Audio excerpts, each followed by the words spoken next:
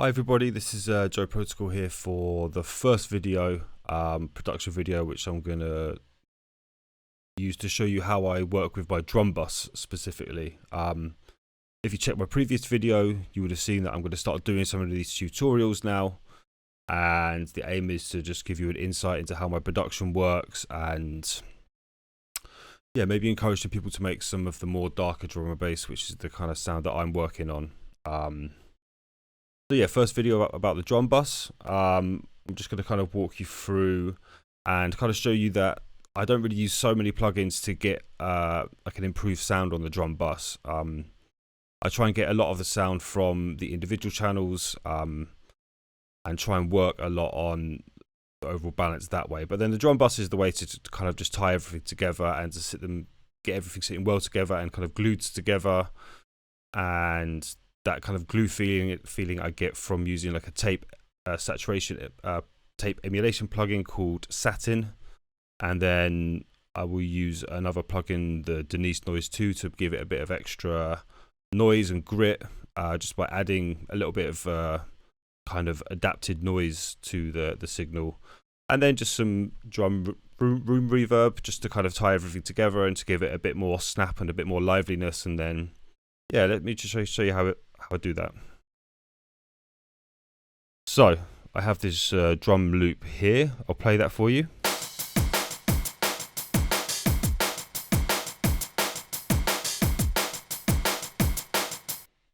So it's kind of sounding quite good already. Certainly quite rolling. It's certainly got like a nice snap on the snare and stuff like this. But let me just show you and walk you through exactly how I do my drum bus. So here we go. I just have three quite simple plugins. Let's start with the Satin. So here we go. Here's the drum loop again.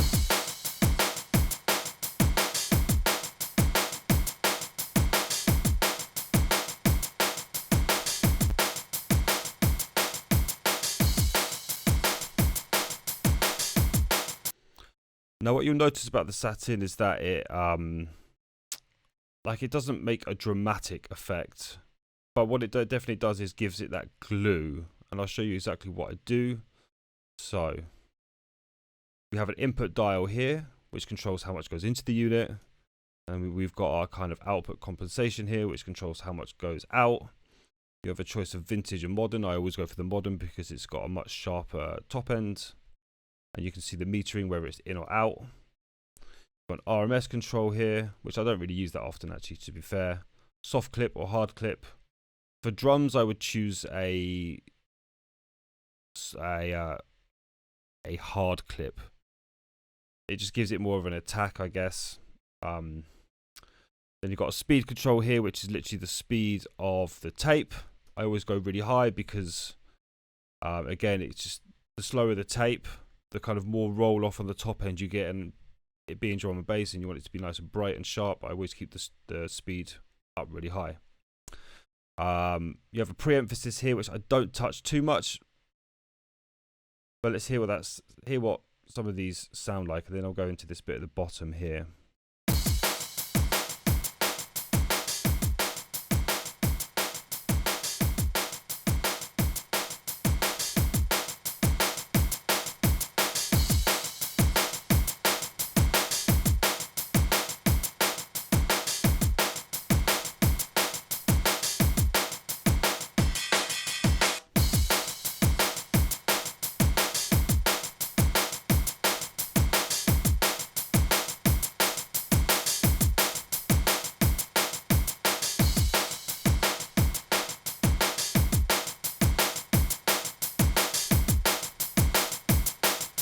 So as you can see with that pre-emphasis, the more you go up, the kind of more grit you start getting on the top end. And I would kind of bring it to about here, but obviously the whole way down you hear it kind of goes completely just kind of a bit boring and doesn't really work on the sound of the drum at all. So let's go for about here.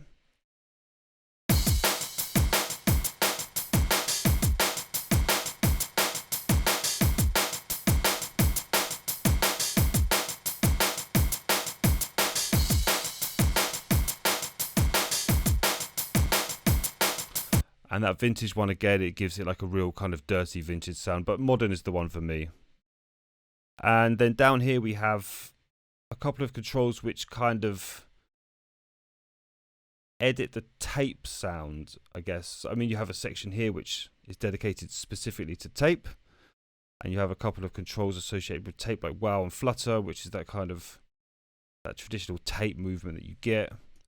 I'm not going to lie to you and tell you that I know everything about this tape section. I mean, when I started music production, I started on a copy of Reason 3, so I never really got the chance to experience tape in its kind of purest sense. But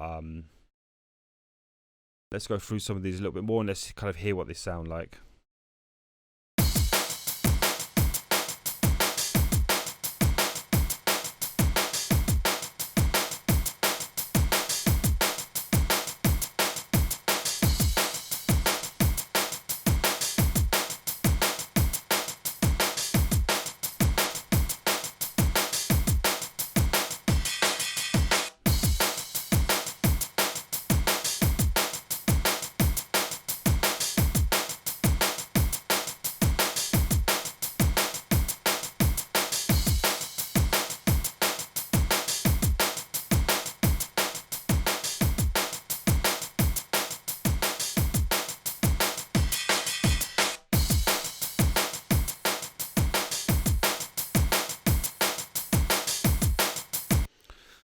So they don't do so much. I mean, the bias has the most effect. The bias, when it sits in the middle, it kind of gives it more of a presence.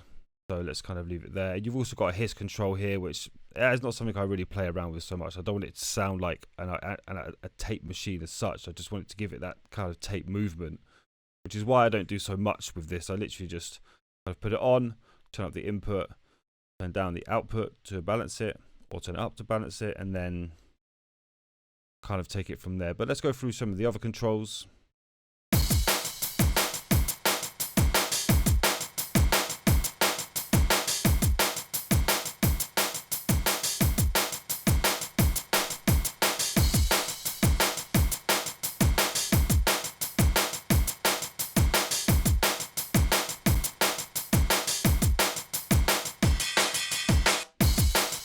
If you haven't noticed already, there's like a kind of EQ style graph here which shows you the changes as you're making them, which is really helpful. Obviously use your ears, but this is also an additional help to kind of see what changes you're making. And the bump certainly just gives it that low end bump there, as you can see, below 100 hertz. Yeah, let's keep going.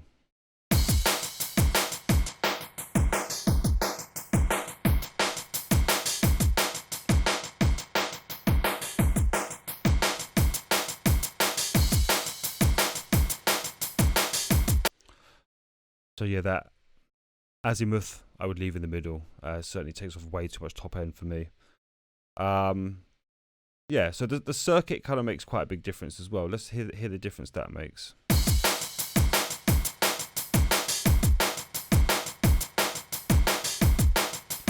Yeah, quite a dramatic difference, but for me that's way too flat. I would mostly keep it as the same as recording.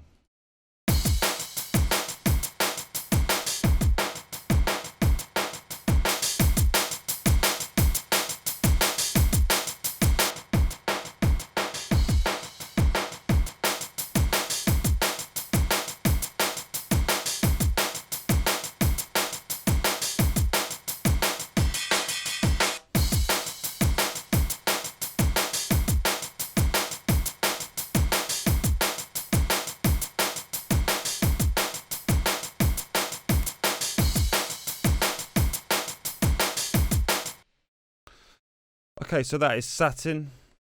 Hopefully you can hear the difference. For me, this makes quite a dramatic difference. It just gives it that real tape machine vibe and that kind of tape machine glue. So let's hear it once again, with and without.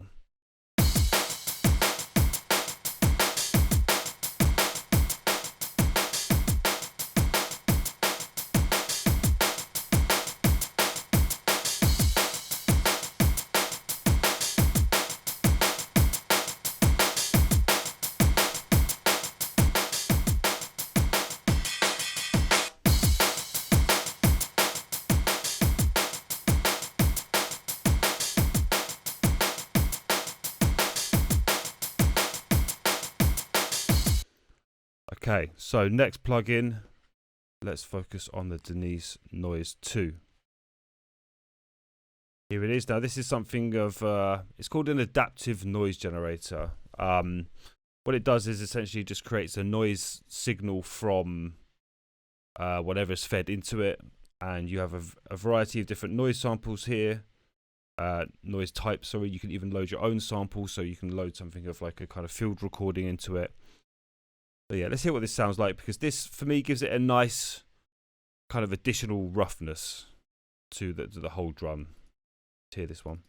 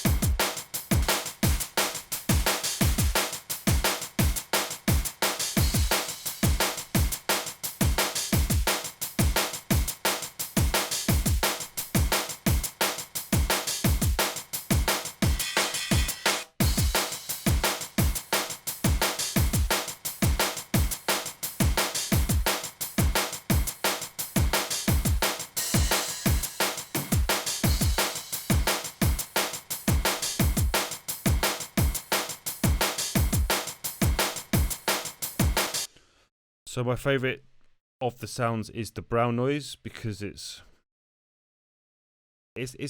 quite a subtle effect, but you can definitely hear that difference there. The white is just a bit too sharp for me, and it's kind of too aggressive on the ears, and yeah. As you can see there, we have a couple of filters here: the high pass filter, which cuts off the low end frequencies, and the low pass filter, which cuts off the high end frequencies. So you don't want too many low frequencies, because then it can conflict with the kick and the kind of fundamental of the snare. So yeah, back those off certainly a lot, and the rise and fall is essentially an attack and release. So the fall, I wouldn't have it too long, because then it's going to kind of conflict with the transients of incoming drums. And then the mix is essentially just a volume control.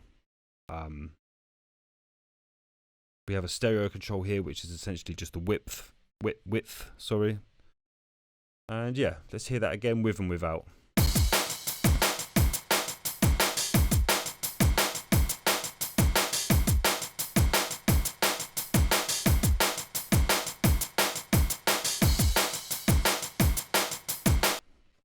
So there you go, you can hear that. It's really quite subtle, but for me it just adds that extra roughness that I'm looking for in a full sounding drum loop.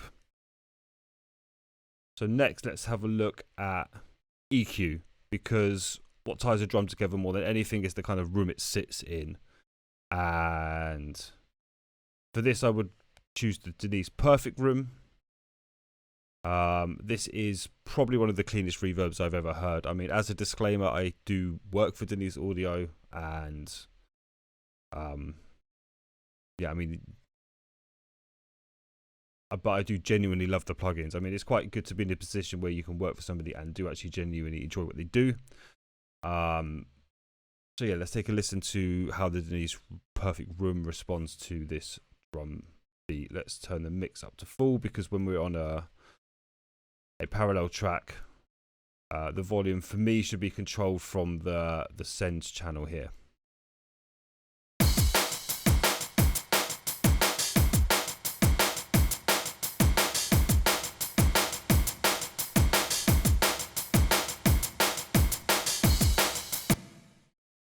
Okay, that's really big, so let's back it off a little bit. But what you can hear from this is that it really does genuinely sound like a room. What you get with a lot of plugins is that they get these kind of what are called metallic resonances, because a lot of reverbs, certainly algorithmic reverbs, are made up of just essentially just really, really quick delays. So what you get is a kind of, each individual delay can create like a kind of metallic resonance, and you get this kind of like sheeny sound on top of it, which sounds really unnatural. Whereas this replicates a room kind of perfectly, hence perfect room. So let's play around with the settings a bit more. Let's back off the tail certainly a little bit and introduce some pre-delay so we get a nice, more natural sound, I guess.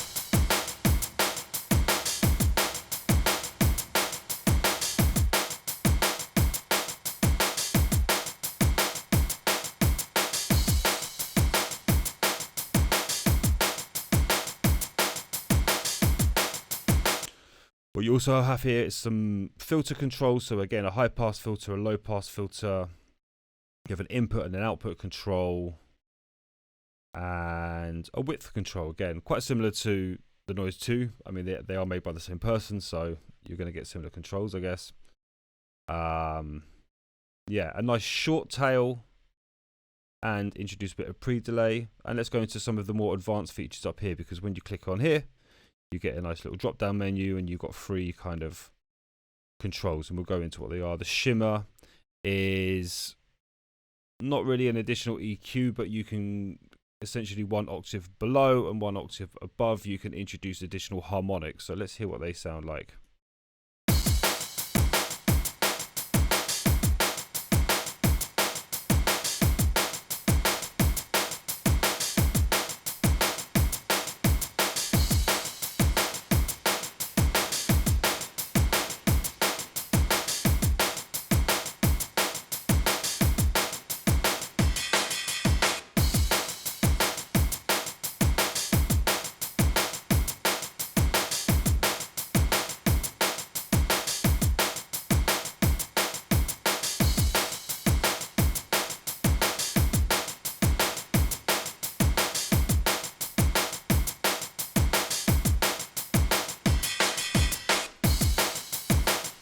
So I do like the addition of a bit of shimmer.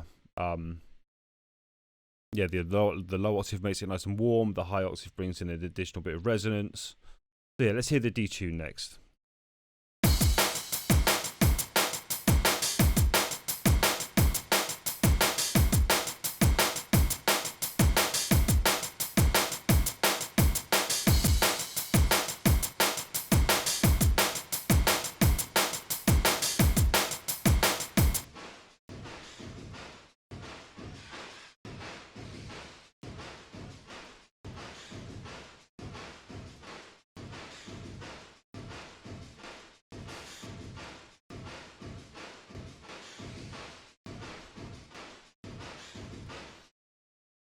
So as you can hear from that, what it does is kind of introduce some kind of wow flutter effect, and the speed here kind of controls how fast that is. What this kind of does is it kind of detunes it a little bit and makes it sound a little bit more analog, I guess. I would much prefer to go for a cleaner sound, but I think this also has some value if you're looking for something a bit rougher. But I'm going to bring that out for now because it's not what I'm looking for. And one of the best features I think about this plugin is the inbuilt ducker.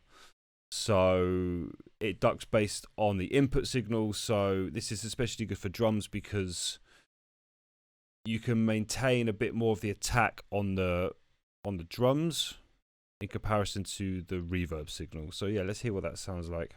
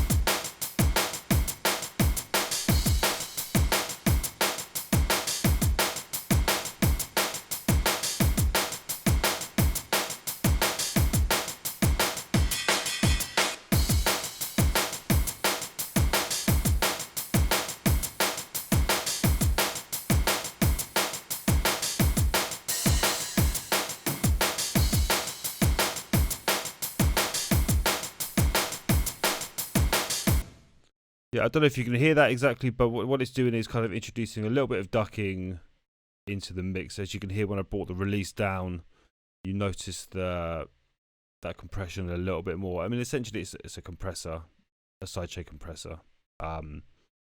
I would introduce a little bit of that just so you get those that kind of attack sound, as I said. And there are a couple of extra settings up here which I think are worth noting. First of all, you have like a couple of like release times or like kind of like decay modes. I think I have to remind myself exactly what their purpose is, because we released this about 1.5 years ago. But they are essentially decay modes. But natural is the one for me for this. And also we have a couple of octaves, essentially octaves you can choose. So bright XL is, I think, 2 octaves up from the flat, and bright is just 1 octave up.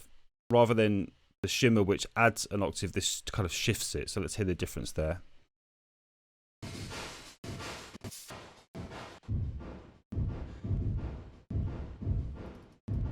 Oh, that's quite a nice one. Let's hear that.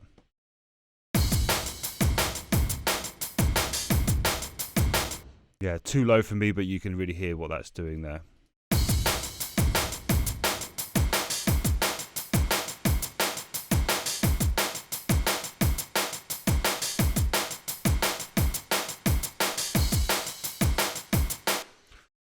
Okay, so I'll just do a quick before and after just so you can hear the difference of those 3 effects.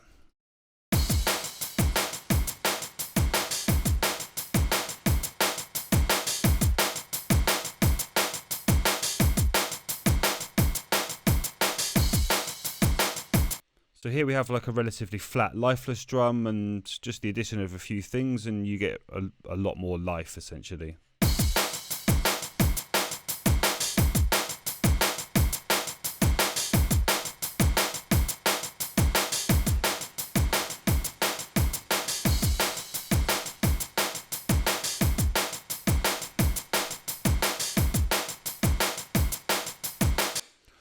So there we have it. That's the kind of basic outline of what I do when I'm shaping my drums together.